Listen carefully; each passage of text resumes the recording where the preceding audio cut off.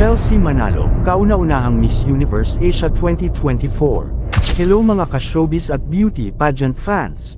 May dalang malaking balita mula sa Miss Universe 2024 sa Mexico. Kahit hindi nasungkit ni Chelsea Manalo ang korona ng Miss Universe, bitbit pa rin niya ang tagumpay para sa ating bansa. Ano nga ba ang parangal na ito? Alamin natin. Sa kauna-unahang pagkakataon sa kasaysayan ng Miss Universe, nagkaroon ng bagong parangal na tinatawag na Continental Queens.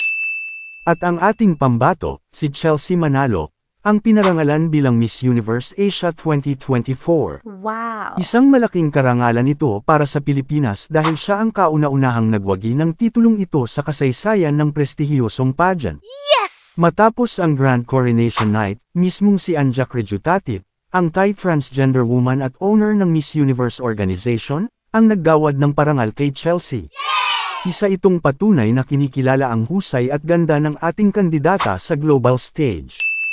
Ang Continental Queens ay isa sa mga bagong hakbang ng Miss Universe Organization upang bigyang diin ang diversity at representasyon ng bawat kontinente.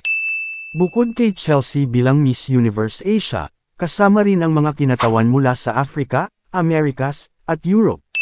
Ang bawat isa ay kinilala bilang pinakamahusay mula sa kanilang rehiyon.